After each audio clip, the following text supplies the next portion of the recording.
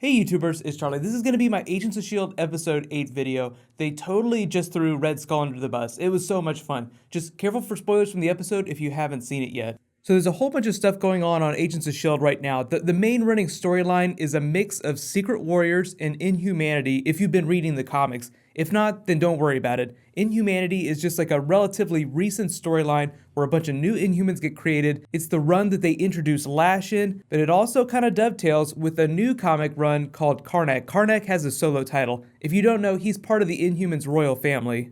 We got a lot to talk about, so let's start with top 5 WTF. Number 5, Simmons and Fitz finally get together. I know it's kind of relationshipy, it's not the biggest part of the episode, but their storyline trying to bring back Simmons' friend is going to dovetail with what's going on with Hydra now. That's why Gideon Malik was so excited about Ward finding out how S.H.I.E.L.D. was able to bring Simmons back, because they need to bring back their mystery Inhuman now.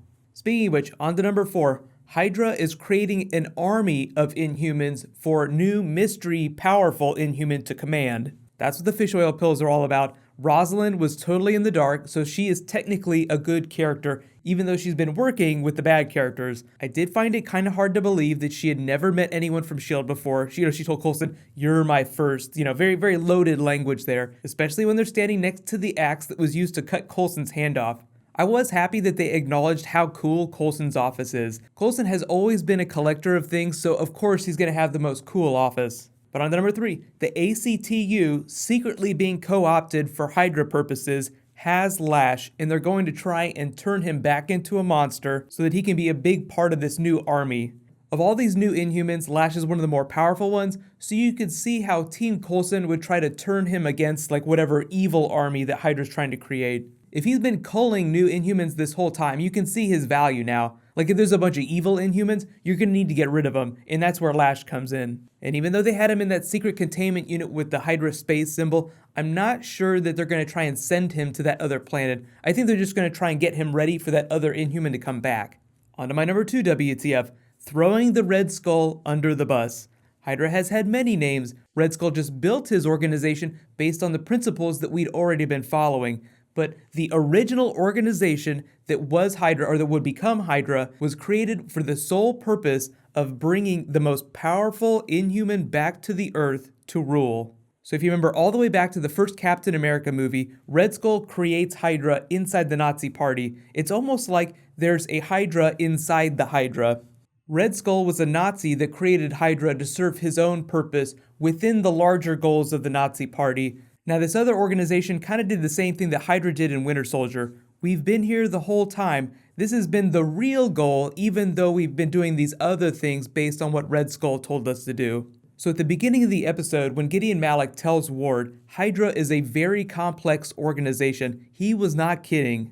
What does this mean for Hydra in the movies? Because they haven't really addressed this in the movies yet. Well, my guess is that they're not going to address it that much in Captain America Civil War. They're just going to let the TV show run with it. TV shows have 22 episodes to build out mythology. Movies only have 2 hours. So the movies are probably just going to address a small part of what's going on in the TV show. The widespread proliferation of new Inhumans. Like that's what the Superhero Registration Act is all about. It's like reading a comic book with pages that you can fold out that turn into like much bigger pages. The TV show is the much bigger page. The movies just handle the highlights. So whatever's going on with this super mystery, powerful Inhuman, I'm not expecting too much of it to spill into Captain America Civil War. But here's the deal, and on to my number 1 WTF. Who is this mystery, powerful Inhuman that Gideon Malik is talking about that they're trying to bring back? Who seems like he's probably immortal if he's been trapped on this other planet for that long?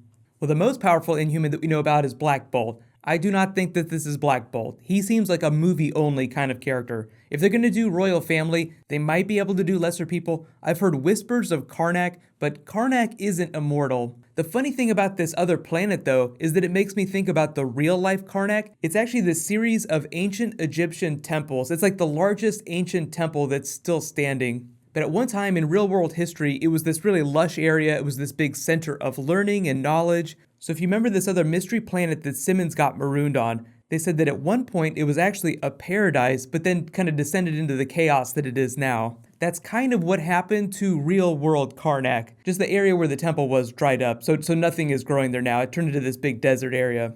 Now, if you guys have been reading comics recently, you might know that there's a Karnak solo title. They redesigned the character that looks kind of like this mystery character on the other planet. And in the first issue of this comic story, he starts working with Coulson and Simmons of S.H.I.E.L.D. So you do kind of wonder if they're crossing comic and TV show streams a little bit, but I don't think that that's happening. I'm not expecting this mystery character to be Karnak.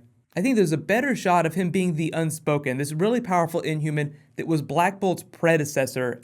He has really destructive powers and he's immortal. And he's not necessarily a character that a lot of people know about, so it's not like they'd have to do the royal family like Black Bolt, Medusa, Lockjaw, so some of the more outlandish characters. The crazy thing about the Unspoken is the way his powers work. He can manifest almost any power that he wants, and he stands about 7.5 feet tall, so he's bigger than Lash.